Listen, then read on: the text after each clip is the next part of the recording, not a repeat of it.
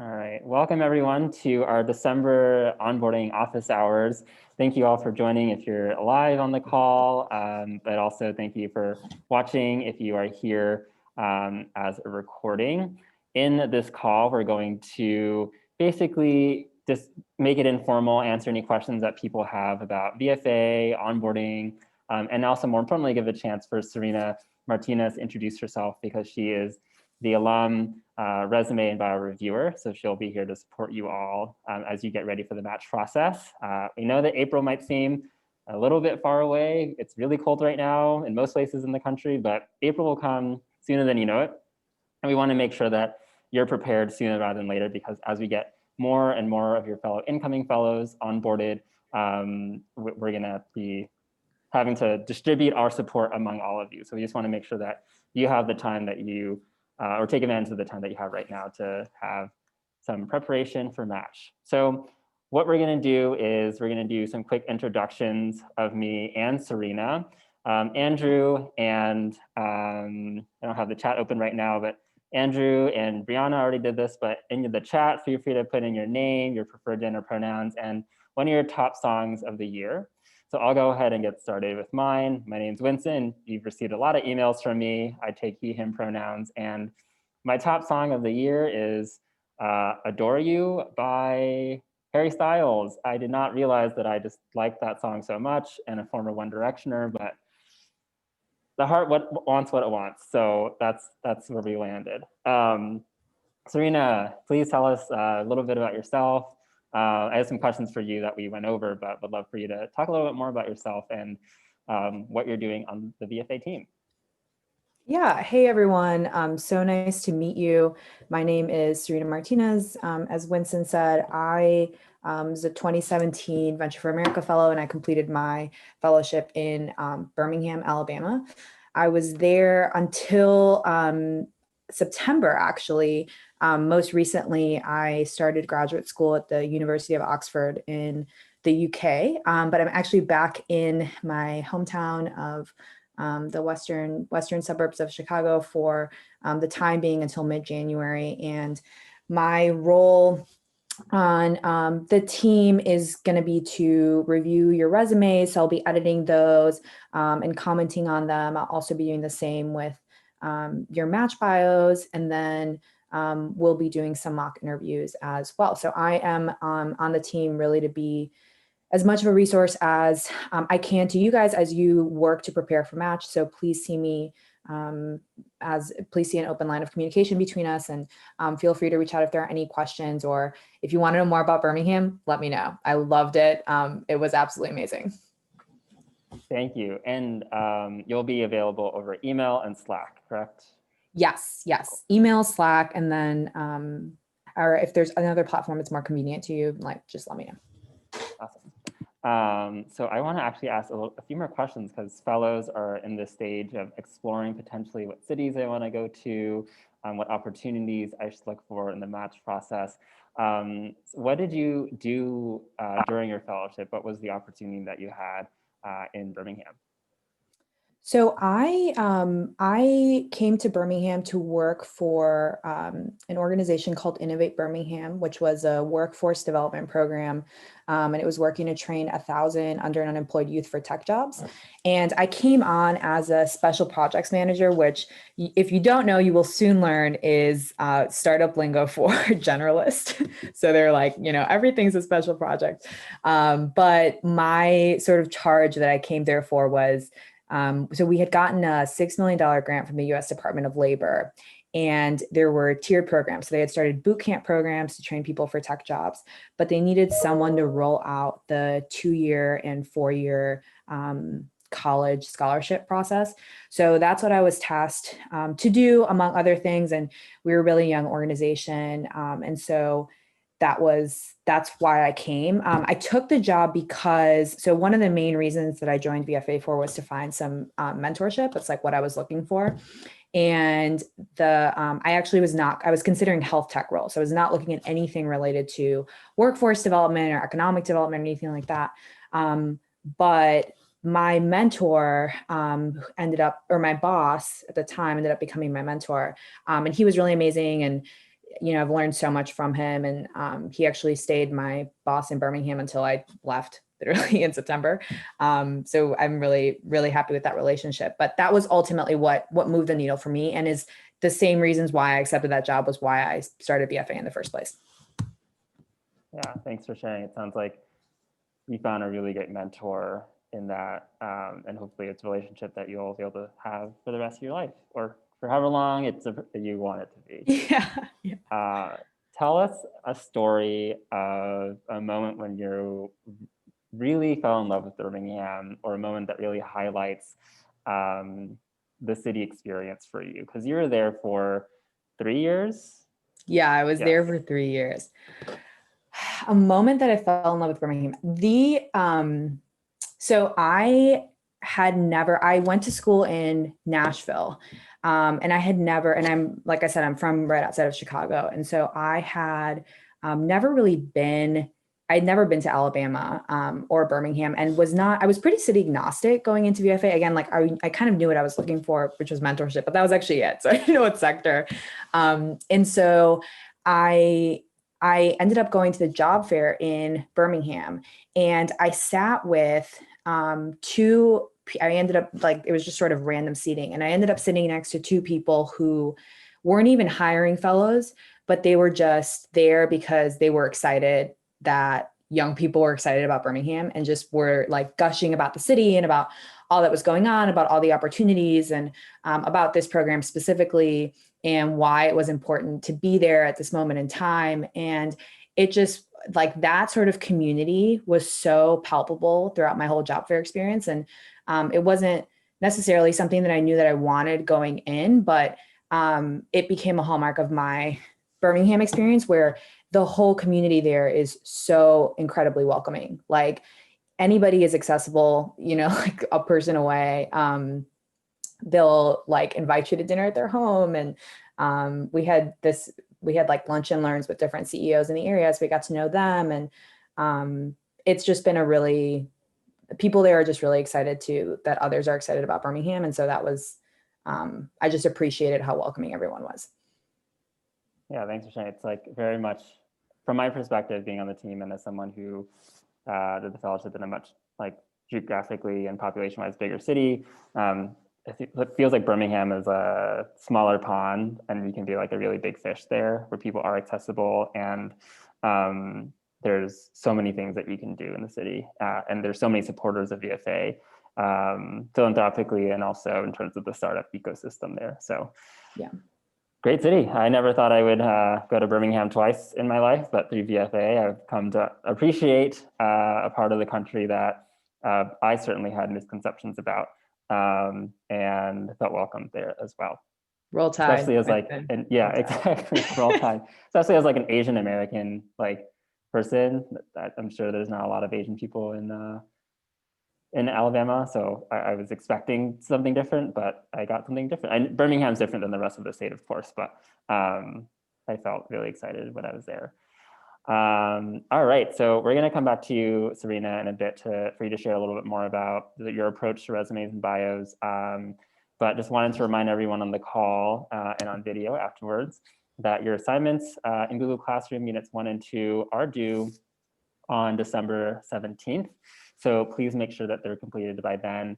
And if you don't complete them, we'll be checking in with everyone just to say, hey, like, how's it going? How can we best support you? What's going on in life that we should know about to get you prepared for match. Like I said, April 19th is when we plan to start match, and it might seem like a long time from now, but it'll be way better if you are prepared earlier in, say, January, than scrambling to get your resume and biography ready to go and feeling prepared for match at the end of March and early April. So we strongly encourage you to get that preparation done now. The most important thing, if you are someone who knows that they're going to be late, is to let me know. I know some people have asked for extensions, happy to grant them.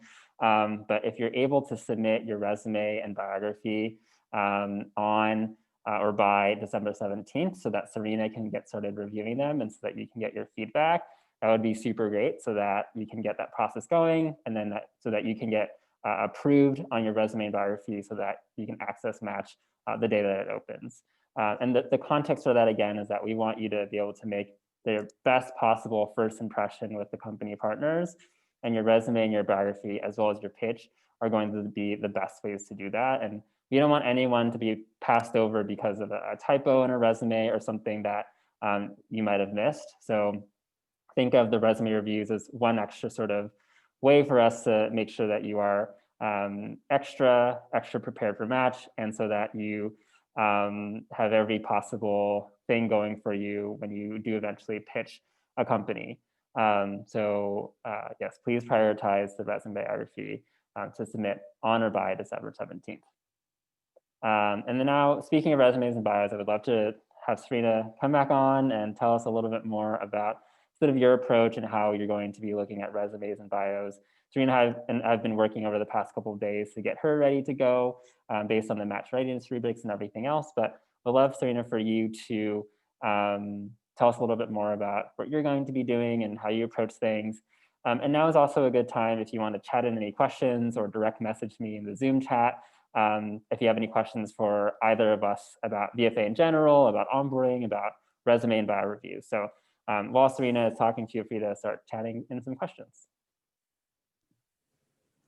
Yeah, so I think from the beginning, so I'm not sure how far everybody is in their curriculum, but from my understanding, Winston has done a wonderful job of building everything out, really trying to put you guys, when you're editing your resume and submitting it to us, and then us when we're looking at the resume, really trying to act in the position as a hiring manager. So that's how I'm going to be looking at it. I'm going to be looking at it as somebody that, you know, wouldn't have a lot of time, maybe doesn't have a ton of experience with hiring people.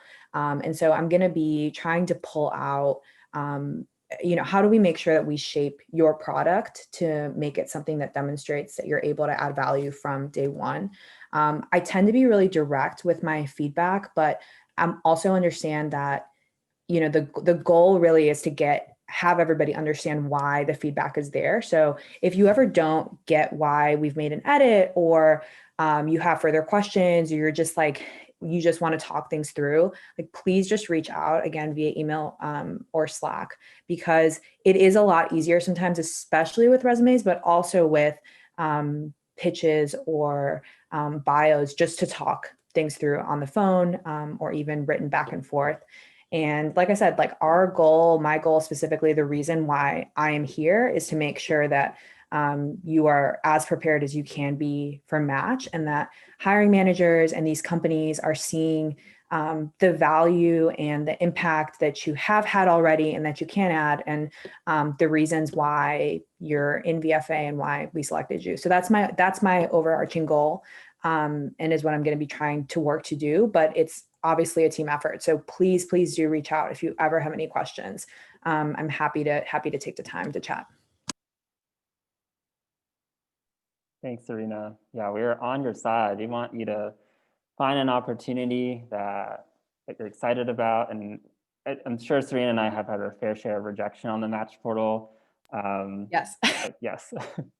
But we want those to be about maybe it's not a good fit at this time based on your experiences, and not about things that company partners don't see. So I got some feedback from our own alum hiring managers at some company partners here in Detroit, or some company partners that aren't really connected to VFA in terms of having a fellow alum, and they oftentimes have feedback about, you know, a fellow not demonstrating a personal connection to the job or the company, or the fellow seems really great, but it's not clear how they would add value and contribute on the first day. So our job is to help you help your past experiences shine a little bit better. You're all VFA fellows because we see that everyone is going to be a great contributor to the program, who are going to be great startup leaders and entrepreneurs one day. And this is just sort of really coachable stuff that we know that maybe some of you didn't receive in college, or your career centers weren't geared towards getting a job at a startup, which is highly specific. So that's what we're here to do. We're on your side, and we want to make sure that you're as successful as you can be. So with that, I'm going to open up to any questions that people have about onboarding, about VFA, about this whole resume and biography review process.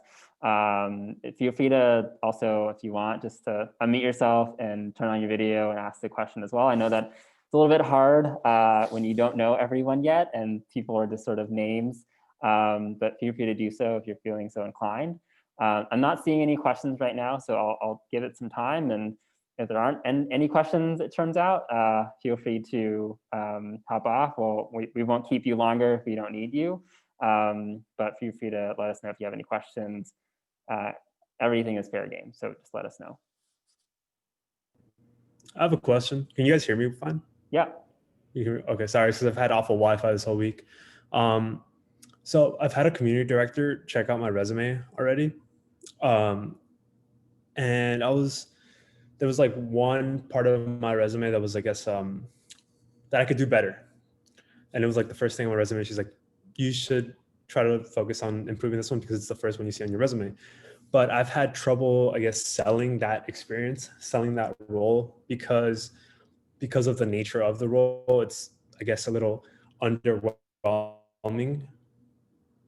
But it's like my internship, my one internship where I've had like actual professional experience. So I don't know if you guys have any experience with like dealing with that. Sure. And maybe Sarena, if you want to chime in too. I think we'll be able to take a closer look once we see it. It's a little bit hard to know exactly how to support in this instance without like actual concrete evidence or like concrete sort of like where you interned and what your experiences were.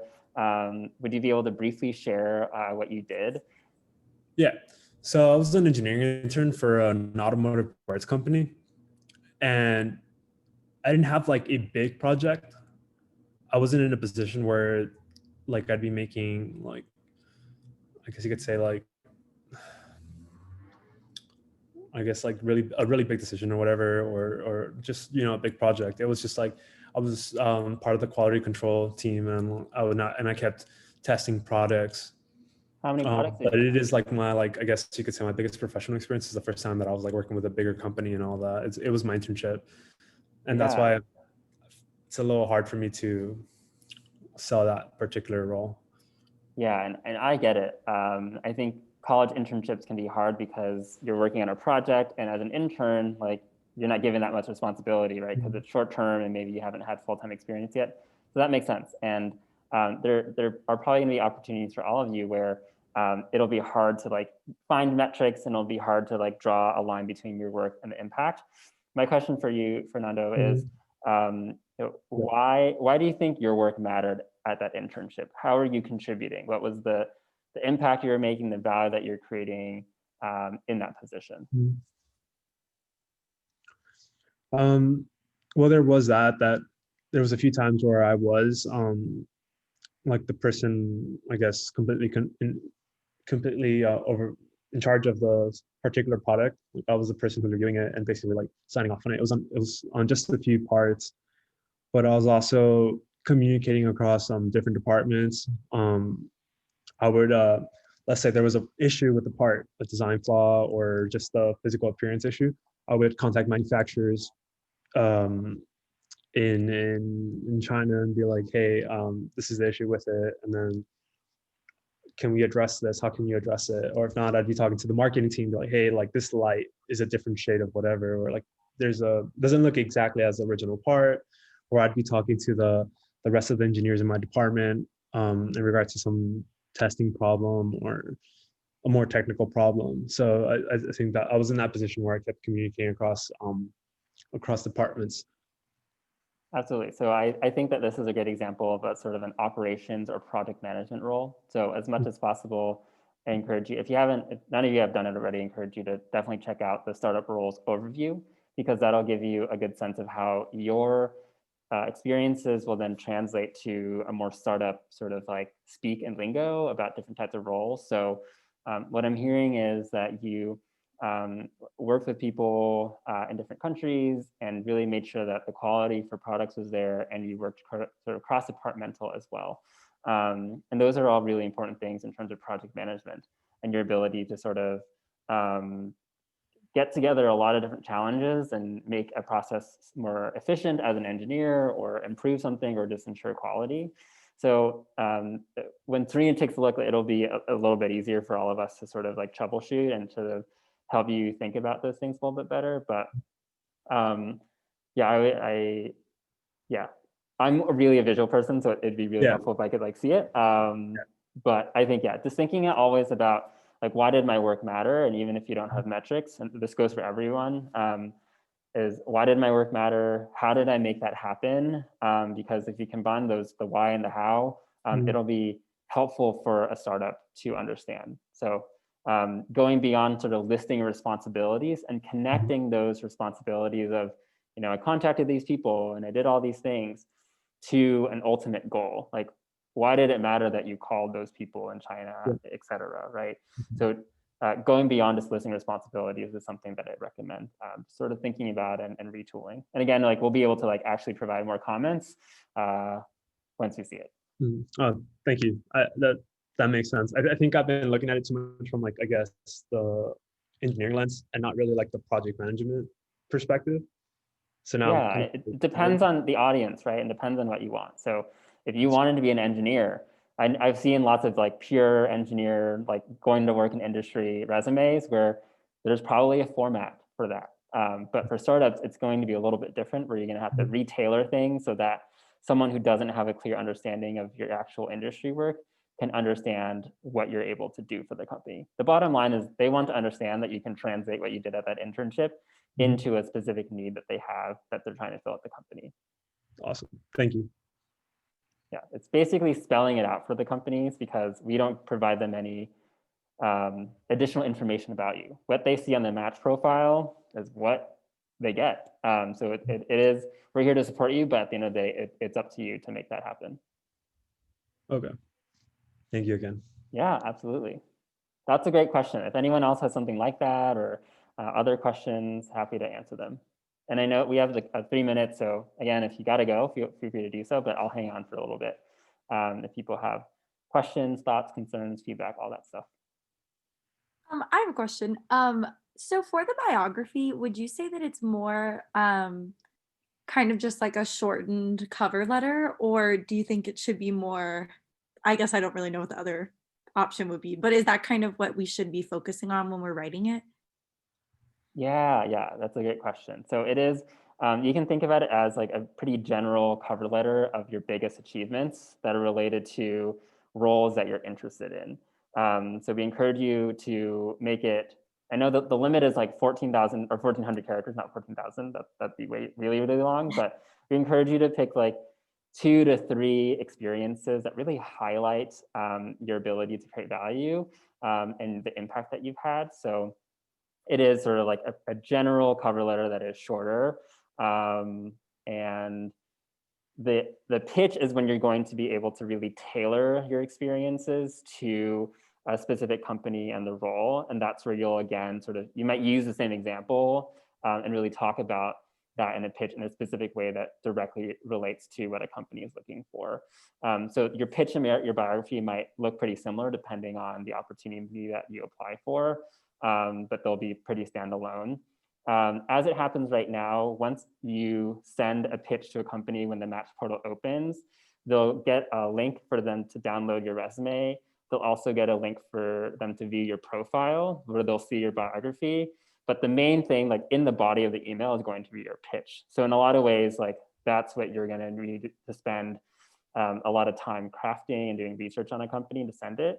And the biography will be a way for companies to like see your profile, so they have access to you as well. You don't only have access to their profiles, but they'll have access to yours. So that might be something that they'll look at so that they can pitch you. So your biography is really helpful to indicate to companies that you can add value to their opportunities, and a company might pitch you because they see something in your biography or your resume that really resonates with them. Is that helpful? Yeah. Can I just ask a follow-up question? Yeah, of course. Yeah. So when we're looking at like metrics to include in the biography, should we include metrics that we don't have on our resume, or is it okay to kind of like repeat some numbers there? Yeah, I would say that if it's a really big accomplishment, feel free to repeat the same thing. Okay. Your biography is where you're like, make it come to life and create more of a narrative. because your resume is sort of just like kind of a list of your like the things that you're able to accomplish, but your resume is how you'll tie it together and tell that story in a way that pieces it all together for them. Okay, cool. Thank you. There will be overlap in a lot of these things, and that's okay. Thank you. Yeah, absolutely. Thank you for asking the question.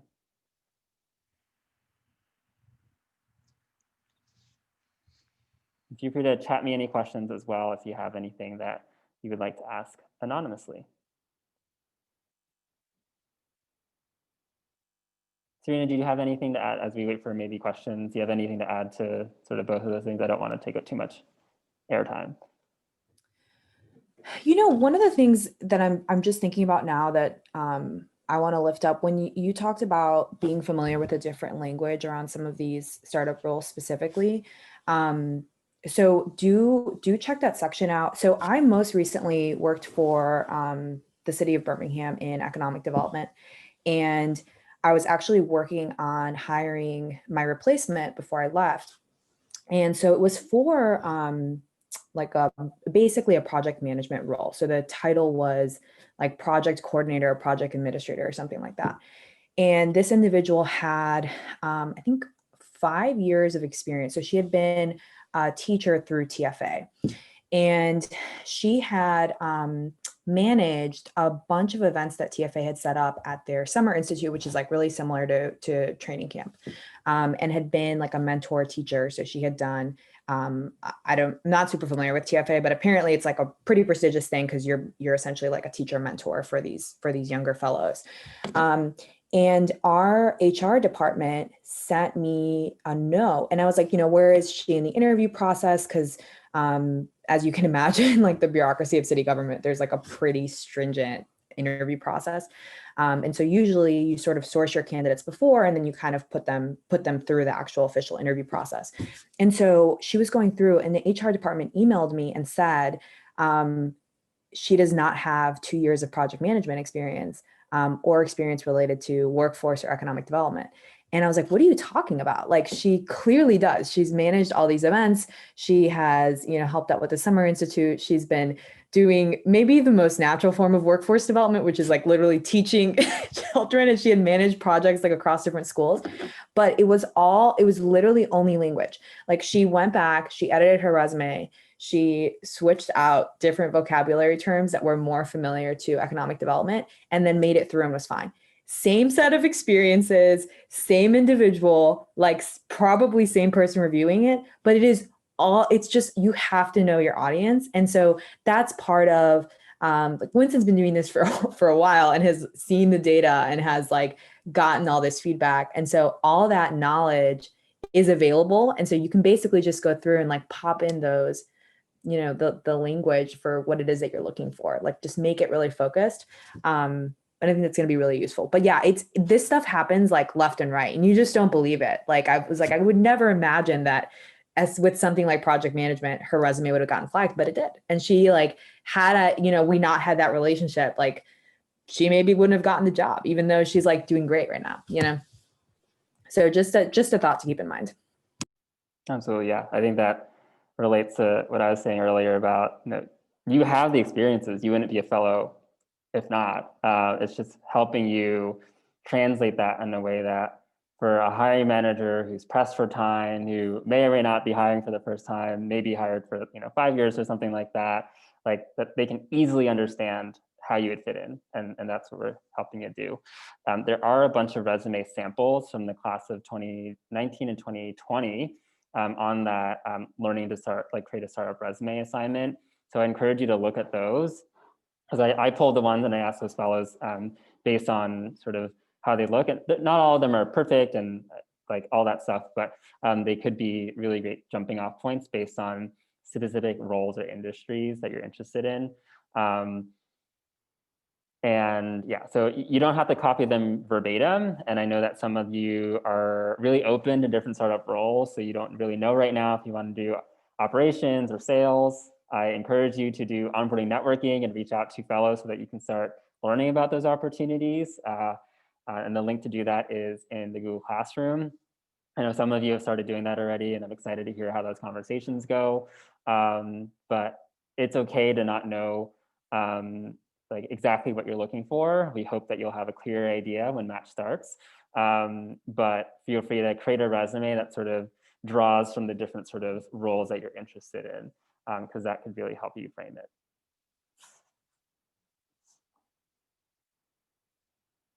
All right. Any other questions for us? It's not the last time you'll be able to ask these questions, but we wanted just to create this space for you all in case there are things that we can address for you live.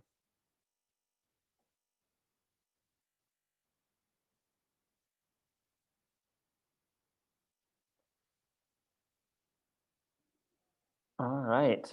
I always try to wait 7 seconds or something like that. That's what a professor said one time about just like waiting to hold space for questions. And it doesn't seem like there are any questions right now. So we'll go ahead and finish this off. So thank you all for coming or watching this video. I hope that it was really helpful in getting to know us a little bit better, and certainly getting to know Sarena as her first introduction to you all. So we're looking forward to seeing resumes and biographies on or by December 17th.